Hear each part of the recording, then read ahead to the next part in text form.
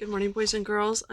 Today I'm going to read Chapter 3 and Chapter 4 from our book, The Magic Treehouse book, Ghost Town at Sundown by Mary Pope Osborne. And we'll start with Chapter 3. Let's talk a little bit about the clue that Annie and Jack are supposed to be looking for. It says, "Out of the blue, my lonely voice calls out to you. Who am I? Am I?" Remember what happened yesterday? They landed in that town and they went into that store and they found the boots and the cowboy hats. So let's find out what happens next. Chapter 3, Player Piano. Outside, the sad tune played on. Oh, that's right. They kept hearing piano music. Outside, the sad tune played on. "It's coming from there," said Annie. She crept toward a building that had a sign with the word hotel on it. Jack limped after her.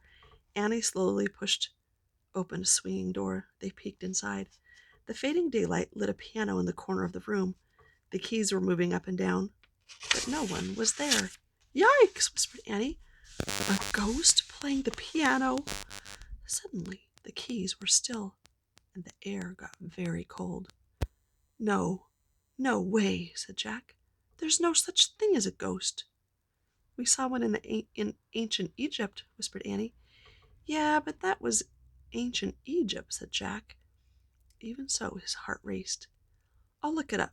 Jack pulled out the Wild West book and he found a picture of a piano. He read aloud. This part is true. Player pianos were popular in the Old West. The piano played automatically when someone pumped its floor pedals. Later, with the help of electricity, the piano played all by itself. "Whew!" Jack closed the book. "I knew there was an answer," he said, "but it must be electric, and somehow it turned on."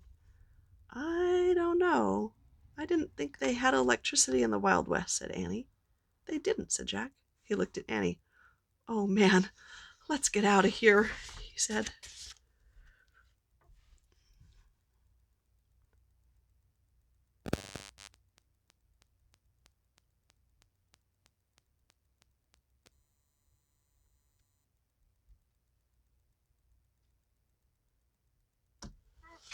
Oh, that picture wasn't very clear, was it? Jack and Annie backed out of the motel.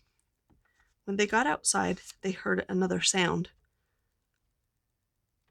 Horse hooves thumping against the hard ground. A cloud of dust seemed to be moving toward the town. As it got closer, Jack saw 3 riders. They were herding a small band of horses. "Hide," Jack said. "Where?" said Annie. Jack looked around wildly. He saw 2 barrels outside the hotel. "There," he said. Jack and Annie hurried to the empty barrels. Jack climbed inside one and tried to scrunch down, and his hat wouldn't fit. He jumped out of the barrel and threw his hat into the hotel. "Mine too," said Annie. Jack grabbed hers and threw it, and then he scrambled back into the barrel. Whew, just in time. Jack heard the horses thunder into town. He peeked through a crack in the barrel and saw a blur of cowboys and horses going by. "Whoa! Whoa! Whoa!" men shouted. Jack heard the horses come to a halt. They stamped and snorted. All he could see were shadows through the crack. Dust covered Jack. He had to sneeze. He pinched his nose. "The creek bed must have dried up," a cowboy yelled. "This town's a ghost." "Yep, it gives me the shivers," said another. "Let's camp over the rise." Jack really had to sneeze now. He pinched his nose tighter, but he couldn't stop the sneeze. He let out a choked "Achoo!" "What was that?" someone said. Just then a loud whinny split the air. Jack saw a beautiful horse rear up. She had no rider or saddle, just a rope around her neck. She was as red as the sunset. She had a wild black mane and a white star above her eyes. "We can't keep fighting this one, boss," a cowboy yelled. "Yep, she wants her colt," another one said. "We shouldn't have left him behind."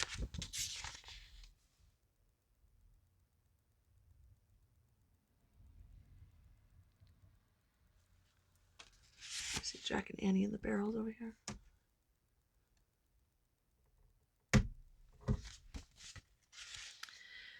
"He was too slow," a growly voice said. "We'll sell her when we cross the border." That's terrible, thought Jack. He knew Annie must be upset too. He just hoped that she wouldn't jump out of her barrel. But the cowboys pulled the red horse away. The ground rang from the pounding of the hooves as they galloped off. Jack and Annie stood up. They watched the riders disappear into the dust. The pounding faded away, and all was quiet again except for the lazy buzzing of flies. "They were mean to that horse," Annie said in a low, angry voice. "I know, but there was nothing we could do," said Jack. His boots were killing him. He climbed out of the barrel. "Man, I have to get these off," he said. Jack sat down on the porch of the hotel and he grabbed the front of one boot and pulled. "Jack, I think there is something we can do." "What?" Jack looked up. A small horse was running down the road. He was as red as the wild mother horse, and he had the same black mane and white star above his eye. A rope was around his neck. He looked very lost.